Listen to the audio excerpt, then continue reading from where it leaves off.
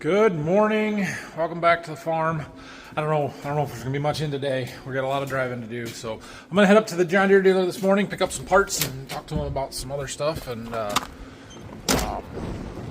see what we can get. I don't know if they got all our stuff in yet or not, but we'll get what they do have, and they'll bring us the rest. So I might try and find a seed customer along the way, and then I scheduled a Part 107 exam this afternoon, so I'm going to drive an hour in the opposite direction from the John Deere dealer to get to that by 1 o'clock.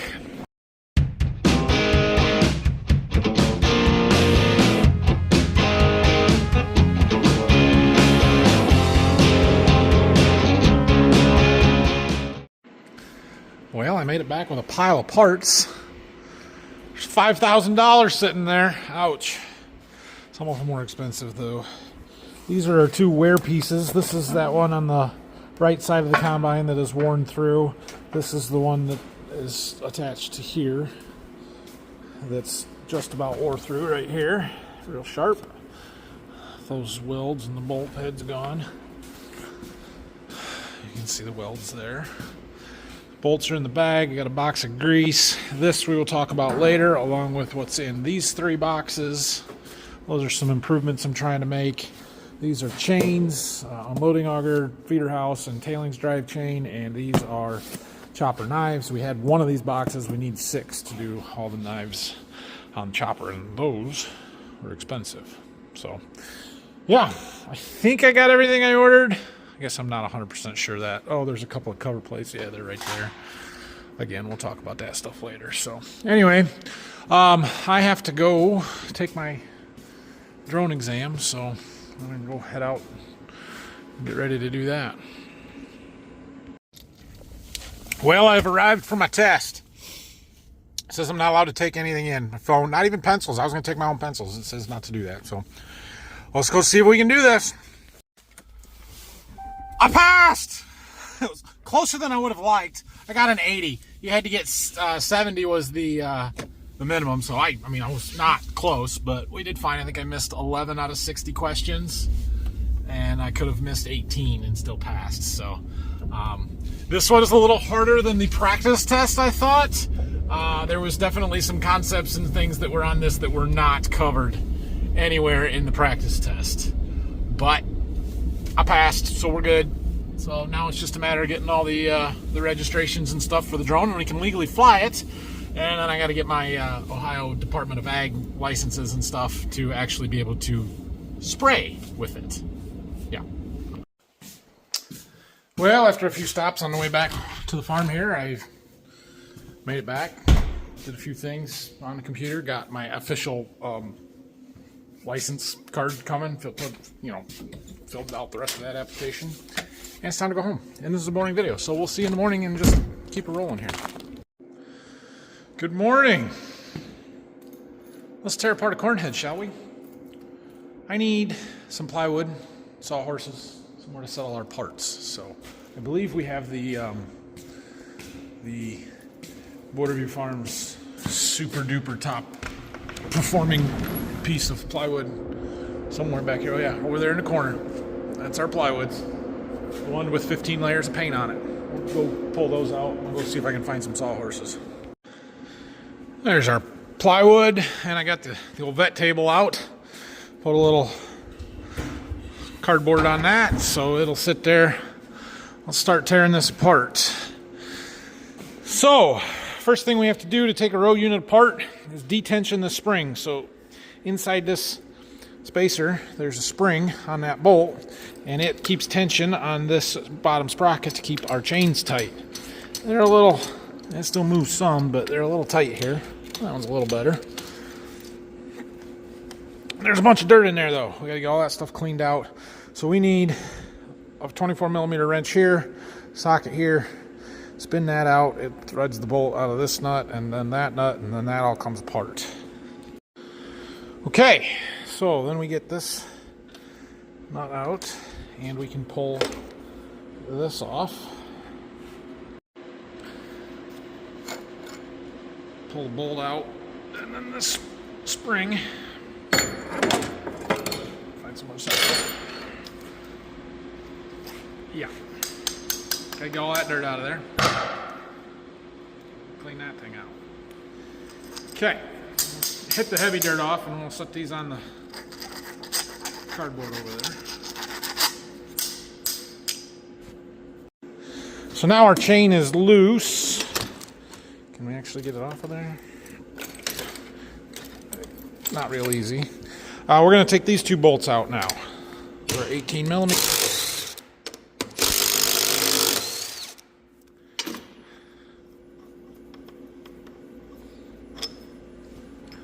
Put those over here. And then this comes off.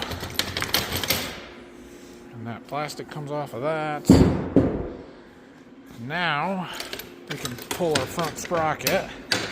We need to evaluate that. And now our chain comes off.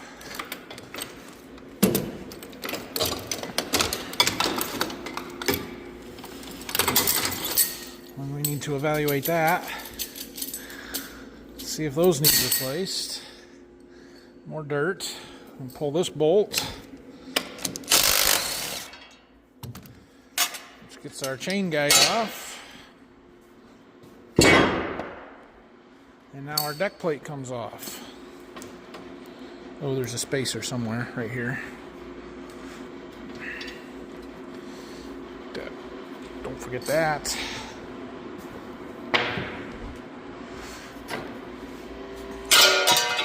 Those are getting replaced because of this big groove in this one.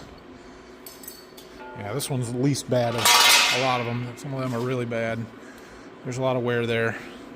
These are original deck plates. Yeah. We're just going to replace them.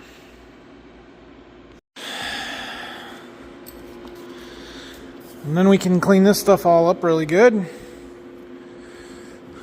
Check out our snapping rolls, which I'm pretty sure are in good shape. Our snapping rolls do a really, really nice job, so I don't think we're going to do anything with those. And now we do it 15 more times. Looking at this sprocket and the bearing. Bearing feels good. It's not loose, it's not rough. So I think those are okay. Sprockets, I mean, I think there's some wear to it, but it doesn't look bad. So those are going to get run again. We will end up taking this apart, and that way we can clean everything up a little bit better. I'm just trying to organize my bench here. We'll try and keep every type of part together.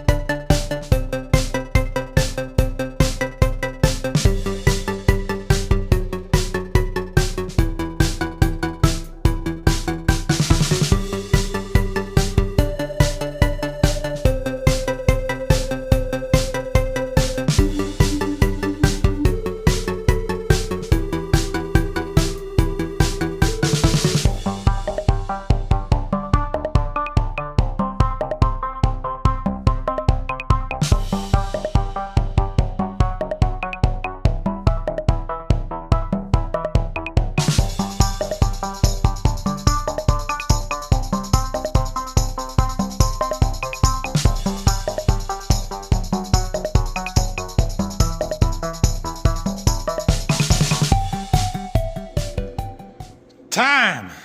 I got it. That went pretty quick, actually. And you can see how much dirt came off of it. Stuff everywhere. That's after we blew it all off and had everything clean, so that's why we take it apart, to clean all this stuff up. I am fairly confident that nobody else does this. I don't think you guys have seen anybody else take a corn head apart, at least to this extent, in the off-season for cleaning purposes. Maybe to do some repairs or to replace some parts or something, a row unit or something, but I don't know of anybody else that completely disassembles it and cleans all of this stuff up like we're about to do. It's just, we've always done this.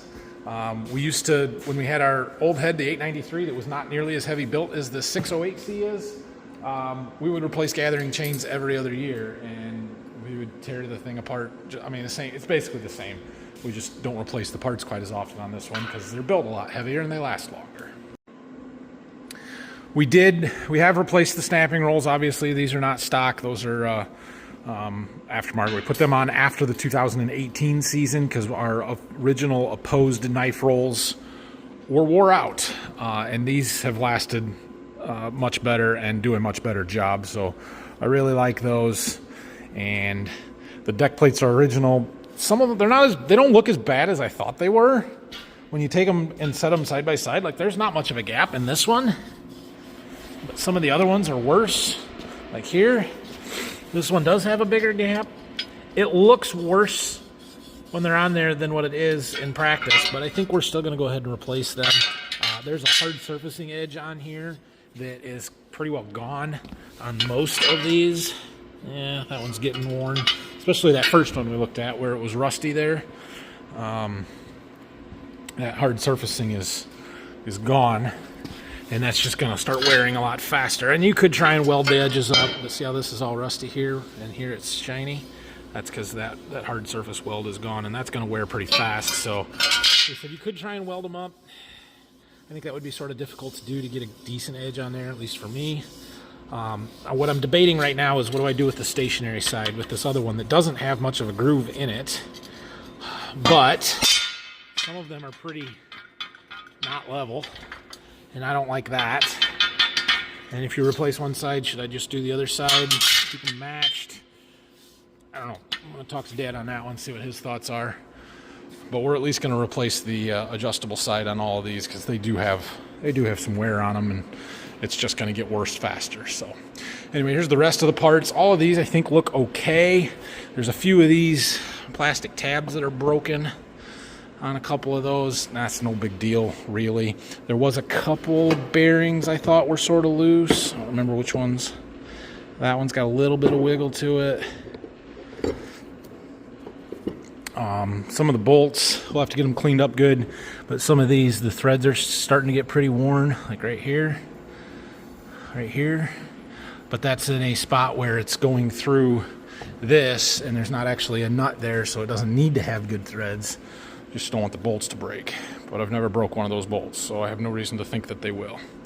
But we are going to clean all of these pieces up, mostly with the wire wheel here. We're going to take the head outside and power wash. That's my plan for this afternoon. And we're going to clean it up as best we can and make a list of what parts we need to get to replace. And then we're going to start painting. We're going to paint this whole thing next week.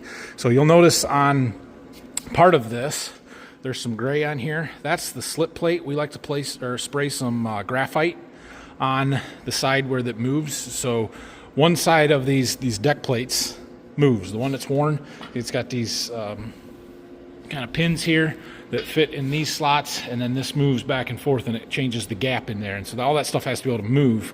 And when you get all this dirt and crap packed in there and built up in there, and then it gets water and it rusts and stuff, that's how things seize up and don't move anymore. And so part of the reason why we take it apart every year, so we can clean all that up, and then we spray it with some slip plate so that everything can move and doesn't just give it some lubrication, basically help keep it moving.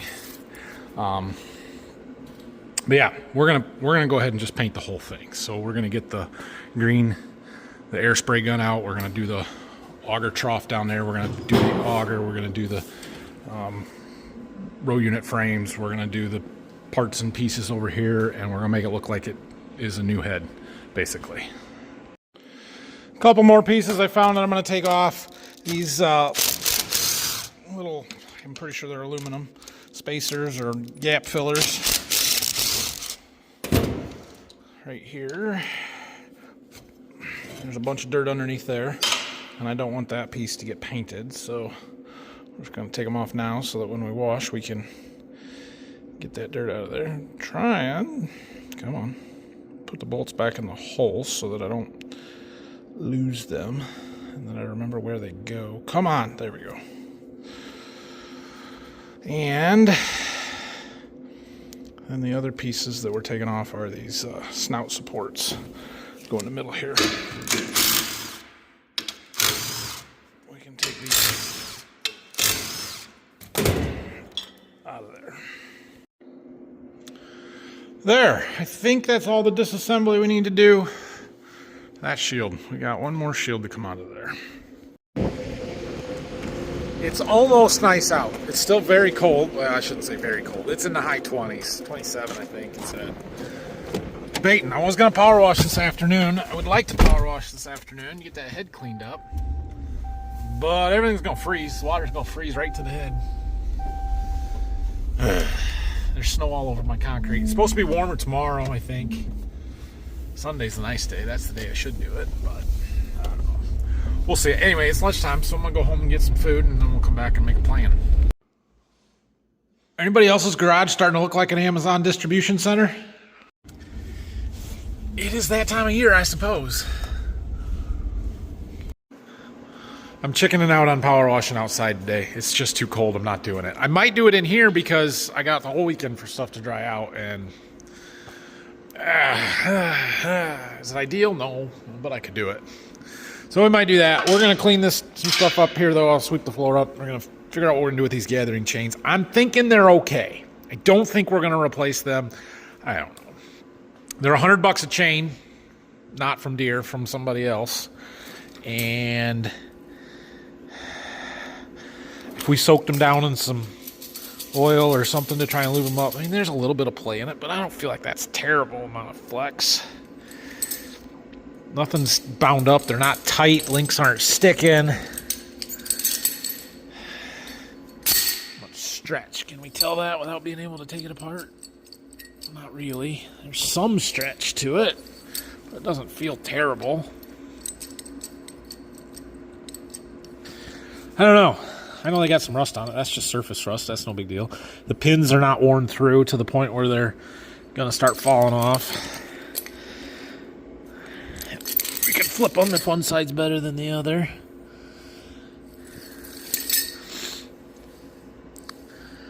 I think we're going to run them. So the reason I'm going back and forth on this so much is, like I said, the 893 wasn't built nearly as heavy as this. These chains were a lot smaller on that head. And before I was, an active part of the operation, I remember Dad having trouble, or he tells me stories of him having trouble with gathering chains when, he tried to run them an extra year and they all started breaking in season, and he was constantly having to go out and replace gathering chains and fix stuff in season. So that we got into the habit of running them for 2 years, throwing them away and replacing them. But that was on the old head where they're not as heavy. These are built so much better, so much heavier chains. They're thicker, they're taller, they wear better. That I haven't been changing them as often, and I'm nervous to run them for as long as we have been. But at the same time, I have never ever broken a gathering chain. Ever. It's never happened. Never had one go bad. So I don't. That's why I'm going to keep running them. I may regret it if all of a sudden in season we start breaking a bunch of chains, but I think they'll be okay. Also, I do have stuff kind of laid out here in a very particular order of how it came off the head. I could put everything back exactly where it came from, but it's a corn head and not a corn planter. So on a planter, I worry about making sure everything goes back exactly where it came from. On a corn head, the parts are all the same. It's not that big a deal. So we're just going to throw these chains off and kind of set them in the middle here. I'll leave them in order, but if they get mixed up, it's not the end of the world. So I'm looking at these stationary deck plates a little bit closer, and I cleaned one of them up so that we could see the actual metal a little bit better. And yeah, these are going to get replaced too. Look at the wear on here. There's a groove where the chain has been running. Pretty significant groove there. We got some stuff there, and then this is where that front idler sprocket moves and needs to be able to slide back and forth, and it is worn into there quite significantly. That's sort of hard to get it to show up on the camera, but yeah, we're for sure just gonna replace these because that's a lot of wear. I went ahead and spun the combine around so the corn head is on the drain side. And we're going to go ahead and try and power wash this off. I'm not going to worry about the combine too much right now. But I do want to get the corn head. We're going to go underneath here first so I got the head all the way up. And then we'll probably set it down a little bit and try and get this cleaned up so that we can get it done. See, once we get if we can focus on the corn head right now and get it painted and put back together and rebuilt, then we can get it out of here, and it creates more room to work around the combine because we don't have the head in here, and it frees up space. So the idea is to get the corn head done, get it out of here, and then we'll worry about the combine. Got myself some new waterproof pants. Hopefully I'm not soaked when I'm done here, and some nice waterproof insulated gloves. That will also help. Let's do some washing.